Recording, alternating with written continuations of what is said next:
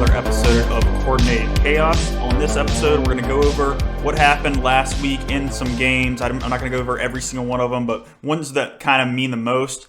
Then we're going to get into what my top 5 MVP candidates are of the NFL season thus far. And then after that, we're going to get into next week's games, previewing, predictions, gambling, all of the mix there. So let's jump right into this. We're going to start with Thursday Night Football last week, Eagles versus Texans.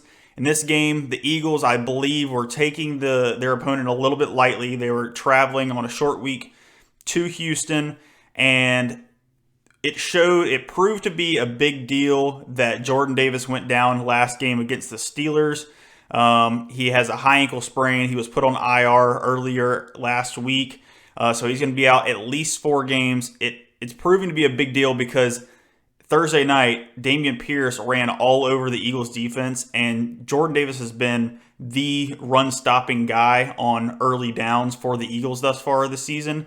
So it's going to be a huge deal if Jonathan Gannon, the defensive coordinator for the Eagles, can figure out a way to make the personnel groups work where we're not getting absolutely slashed in the run game as much as we did this past week against the Houston Texans, because we got some big-time running backs coming up on the schedule.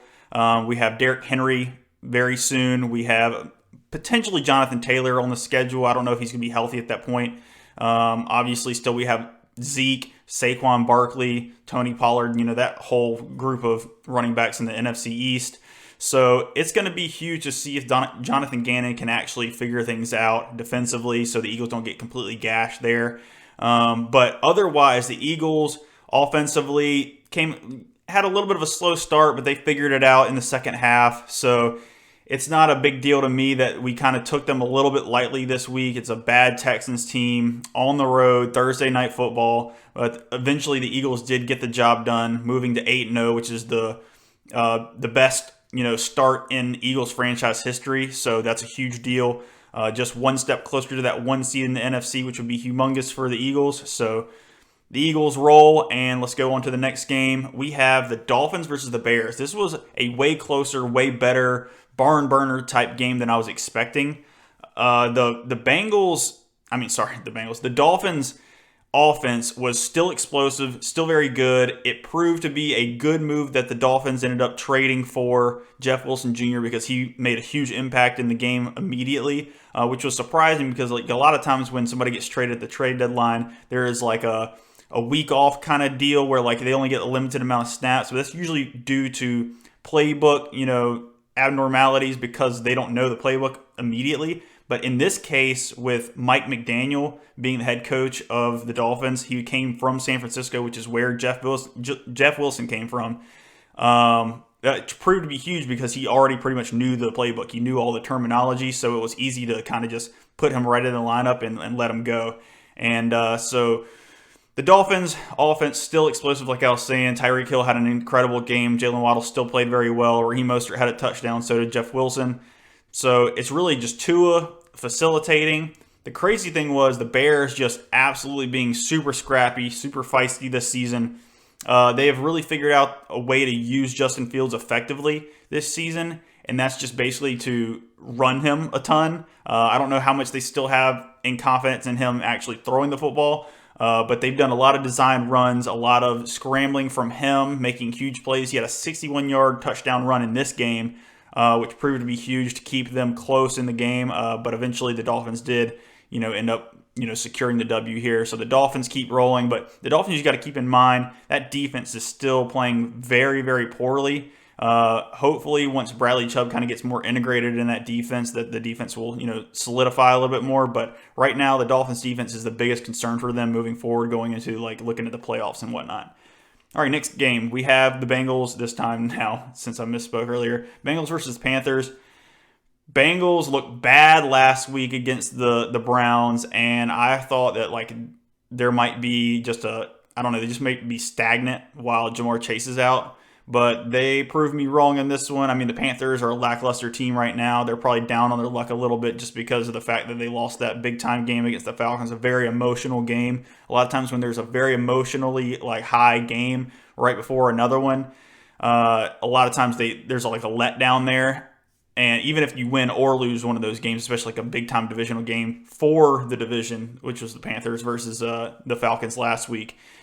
So the Panthers came out and were just not ready to go, and the Bengals came out and they were ready to strike. They were mad that they lost that division matchup against the Browns, and Joe Mixon came out and had 5 touchdowns. He was crazy. If you had him in fantasy, you are extremely happy. I mean, he had I think I saw a tweet about this, is the second best fantasy scoring game in the history of fantasy football, which is incredible. It's spanned over 20 years, I believe, at this point.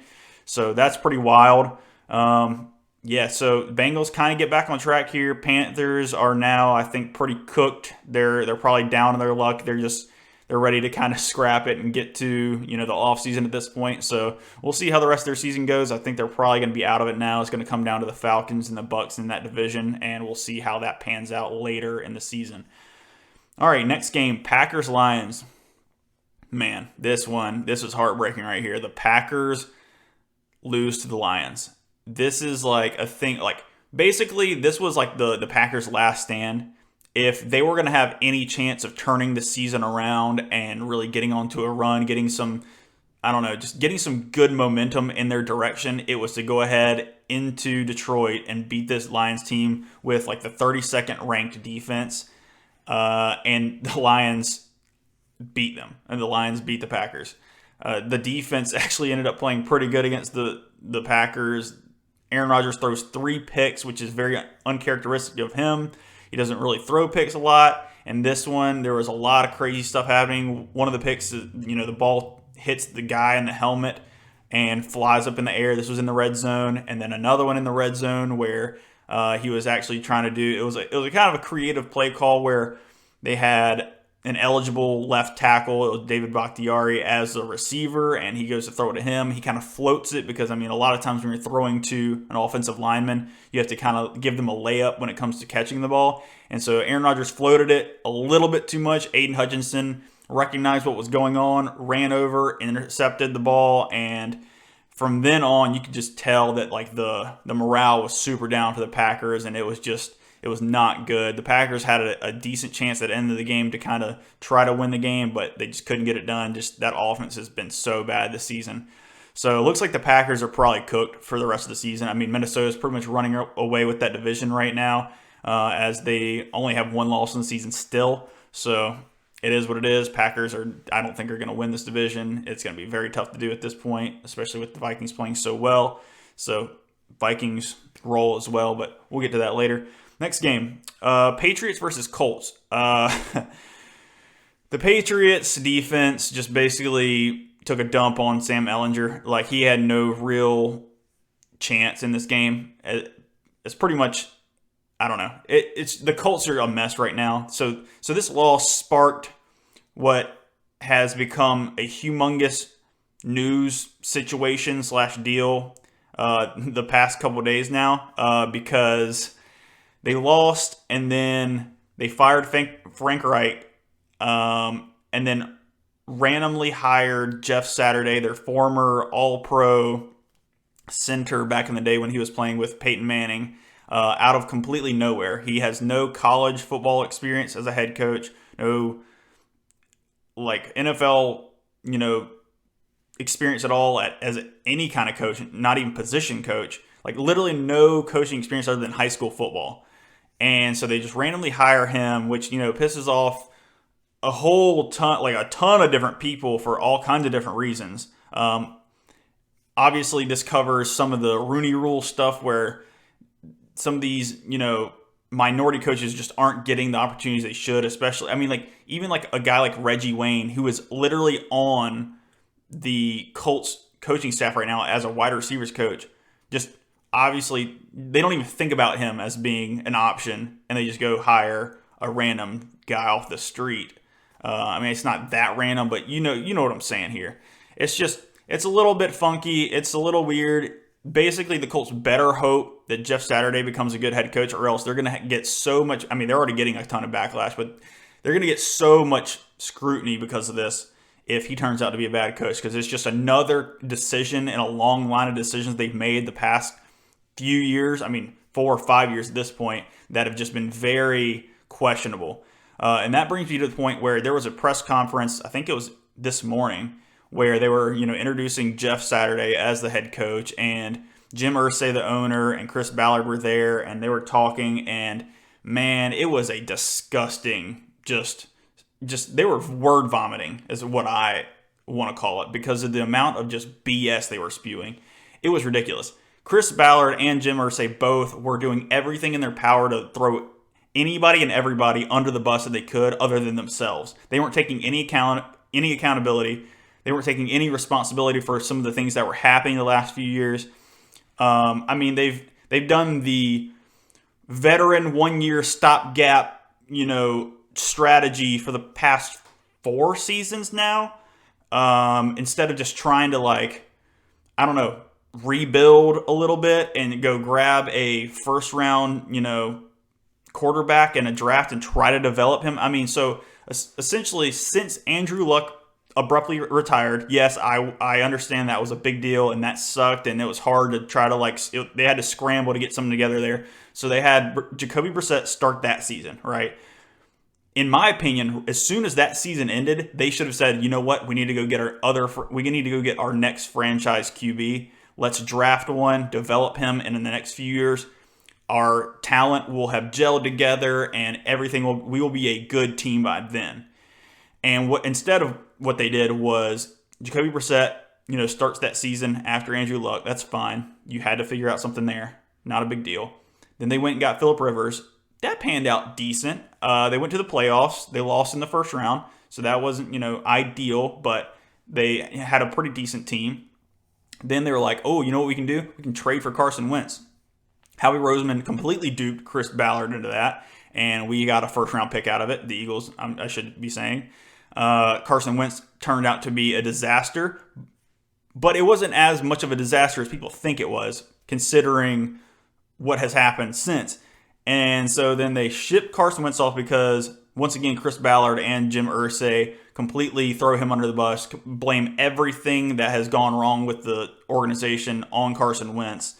And then so they ship him out, and then they're like, you know what, we're going to get Matt Ryan.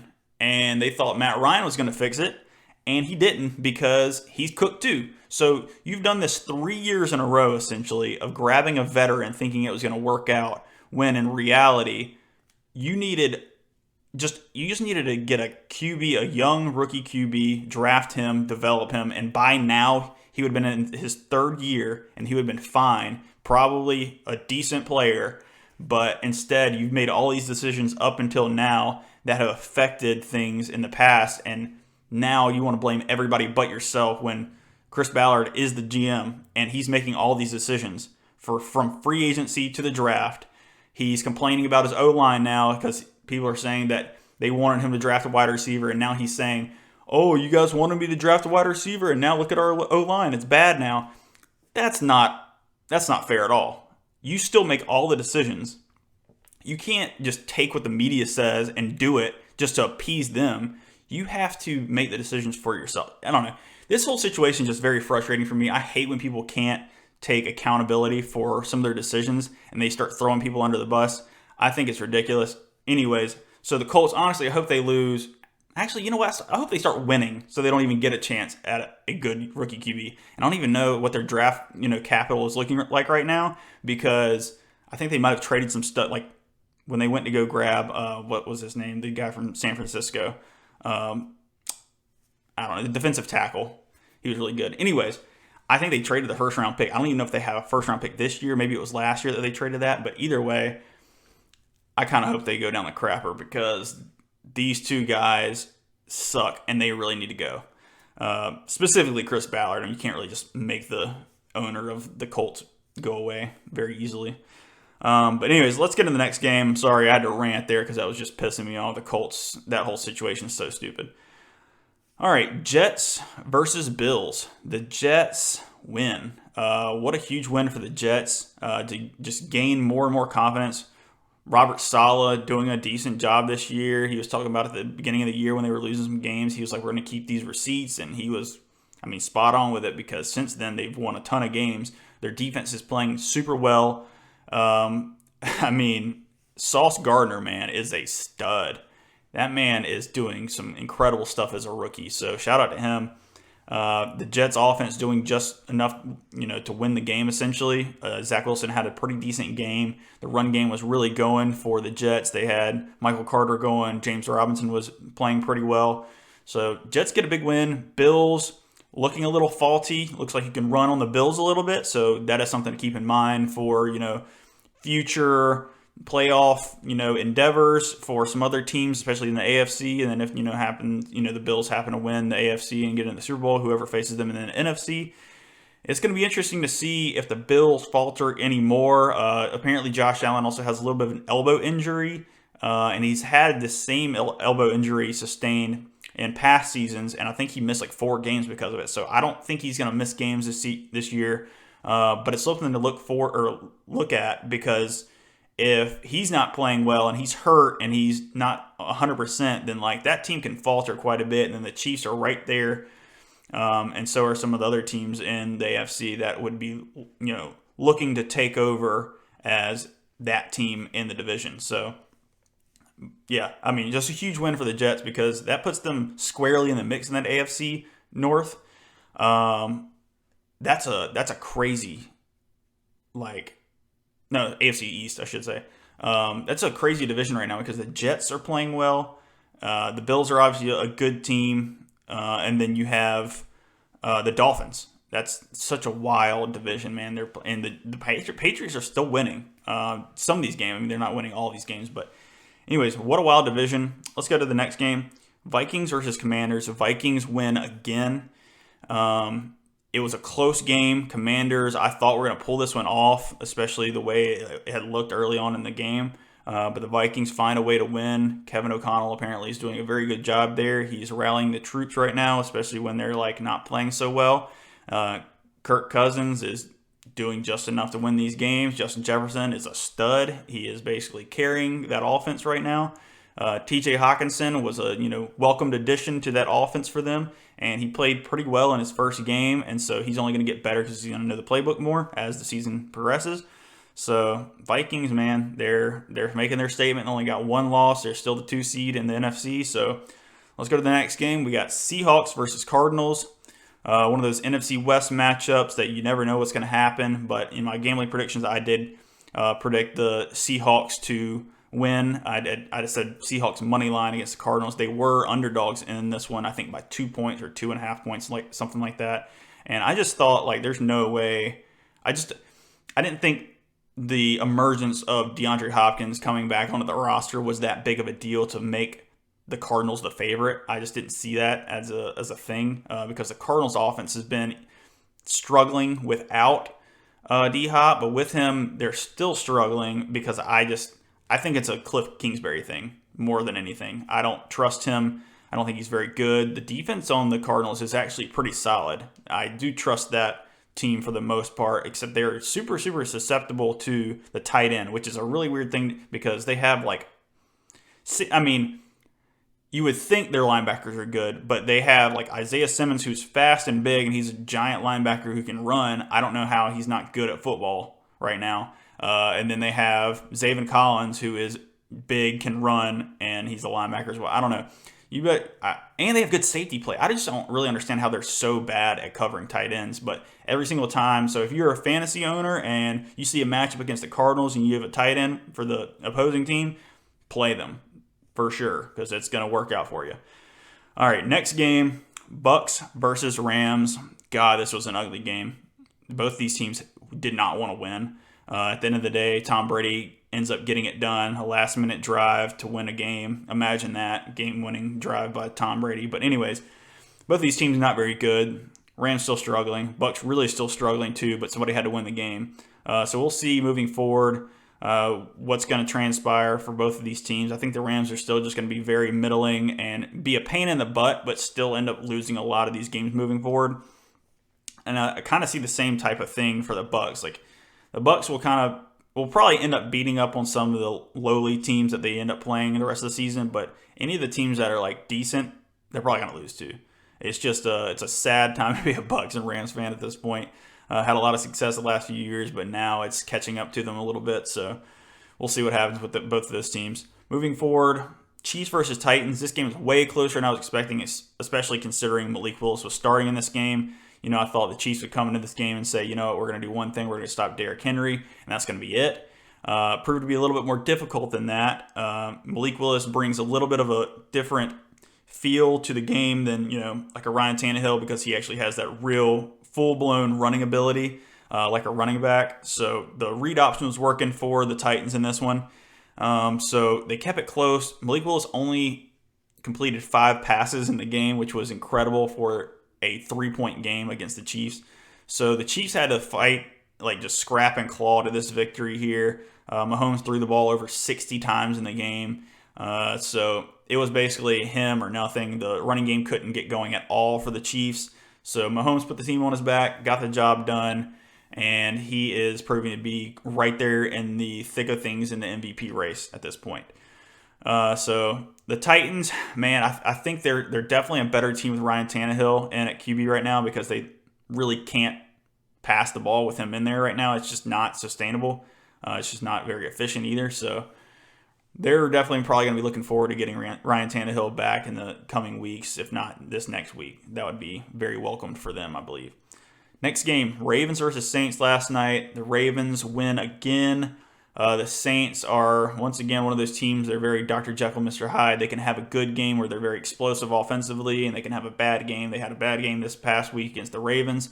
The Ravens' defense is now pretty formidable, and it's really it's crazy how much one player can affect an entire defense. Roquan Smith was all over the field for the Ravens last night. He was making tackles for loss. He was running down running backs and receivers and tight end, everybody. He was involved in so much, very shortly after being traded to the Ravens. He doesn't even probably know the full playbook yet. And the fact that he was that impactful was impressive. And so the Ravens defense gets a little bit better. Ravens offense is not so hot right now because of all the injury and whatnot. So we'll see what's going to happen there. Lamar's putting the team on his back right now, and he's another guy who is right in the thick of things when it comes to the MVP race as well. Now that I was talking about the MVP race, let's get right into who I think my top 5 MVP candidates are. This is in no particular order. I know that's the coward's way out of saying that, but these are at least the 5 names I have right now. We have Mahomes because, he's doing everything right now. When the offense isn't clicking, he's making it happen. When the defense is playing bad like they did the last few games, he's still having to bring that team together and find a way to win the games. So Mahomes is right there in it, if not at the very top of the list right now.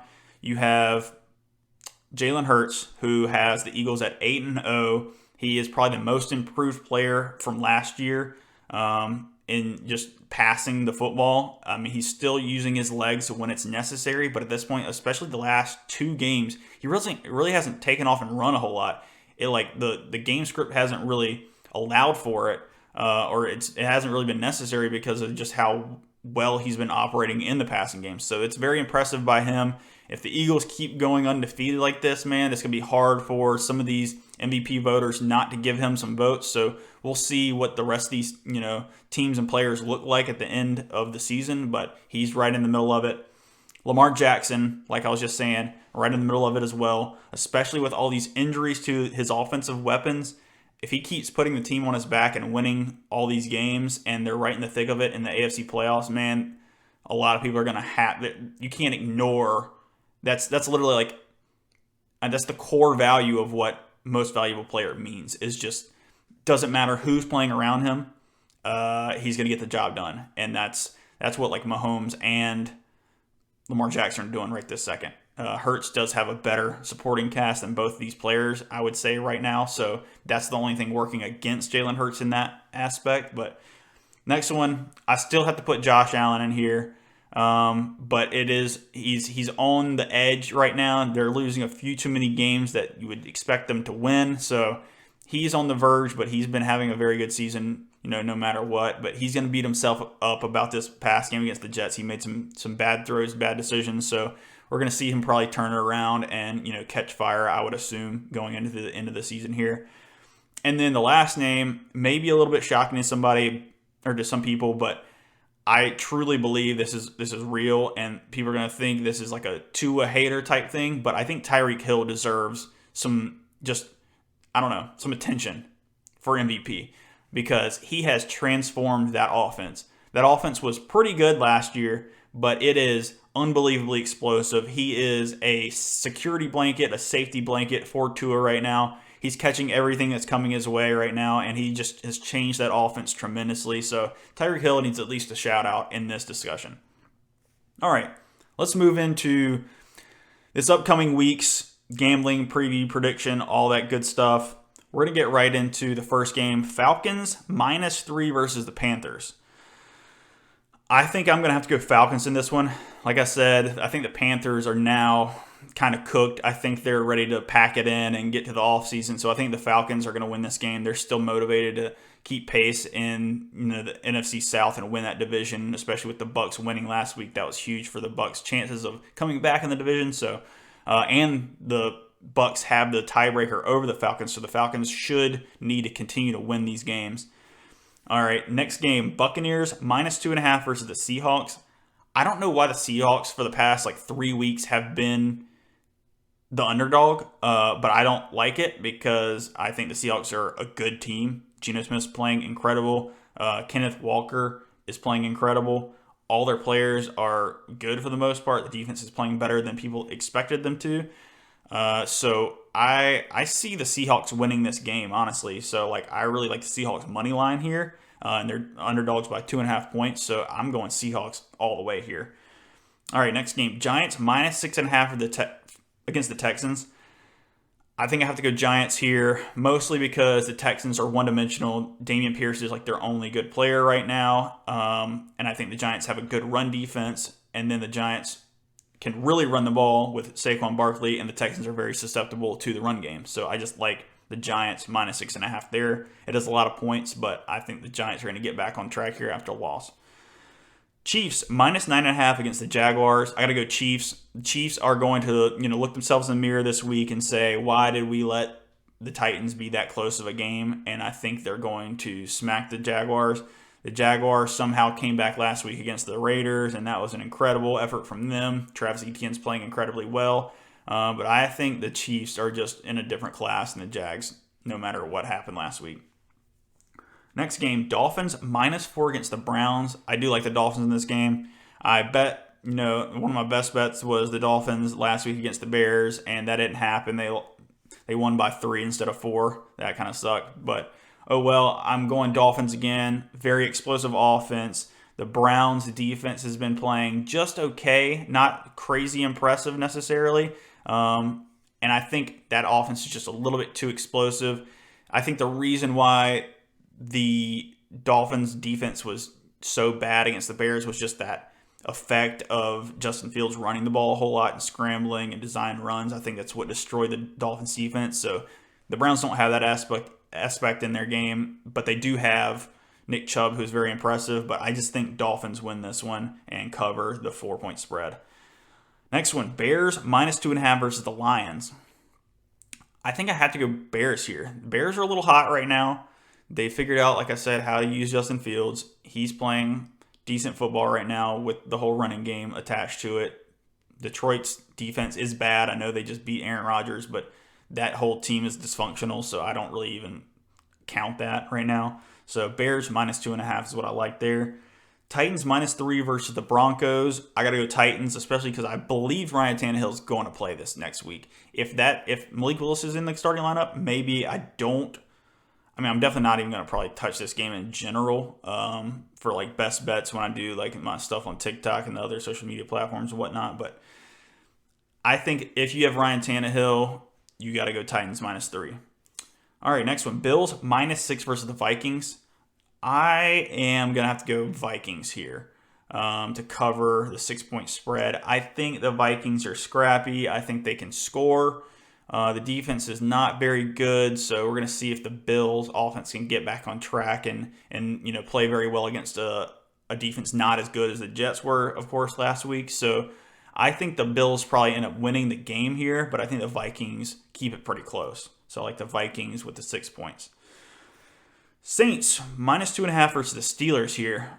I like the Saints in this one. The Steelers, man, their offense is struggling right now. Their O-line stinks. Kenny Pickett's throwing a ton of picks and whatnot. I just think the Saints defense has the ability and the capability to play very, very well. So I think there's going to be some turnovers on the Pittsburgh side of the ball, and I think the Saints can get the job done against them, especially just basically they need to win by a field goal. Raiders, -6.5 versus the Colts. In this one, I think the Colts are just being so dysfunctional at this point that I have to go with the Raiders, even though they, have lost once again to the Jaguars. And it's the Raiders, man, they just keep choking away these games, man. I think it's 3 games that they've been up by like either 17 or 20 points in a game and ended up losing the game.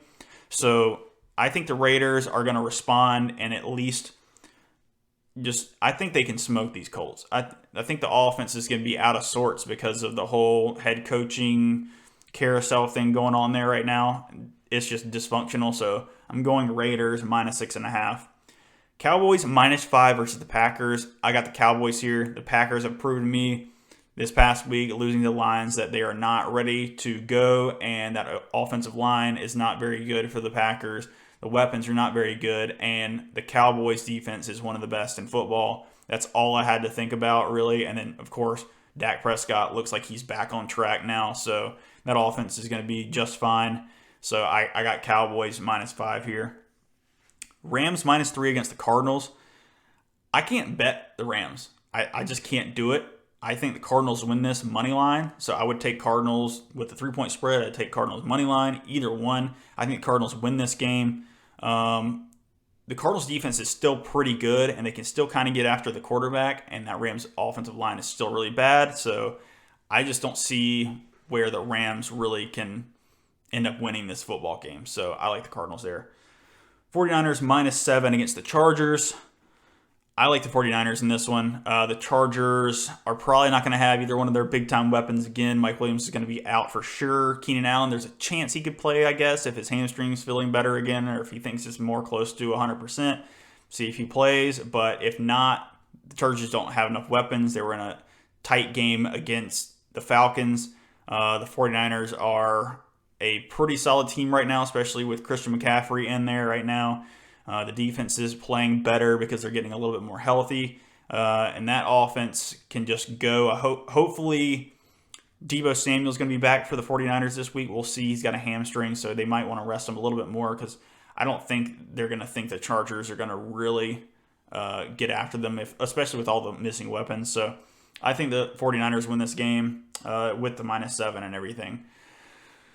All right, next game, last game, Monday Night Football. Eagles -11 versus the Commanders.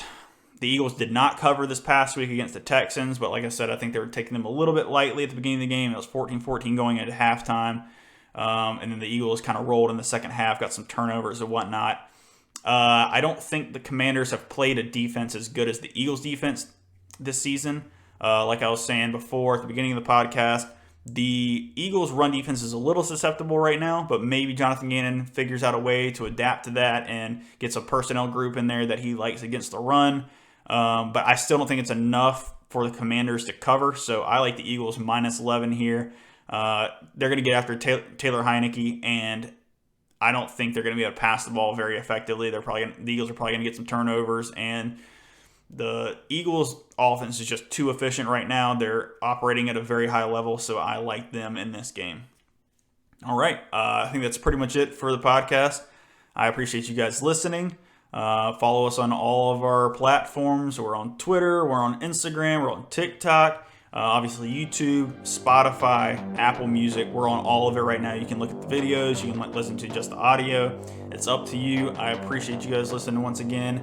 I thank Weston for editing this podcast even when he's on vacation. So he's the man, and he's got a birthday coming up. Happy early birthday to my man Weston. He's turning 28, so we're getting old, man. This is getting ridiculous. But we'll see you next time. Peace.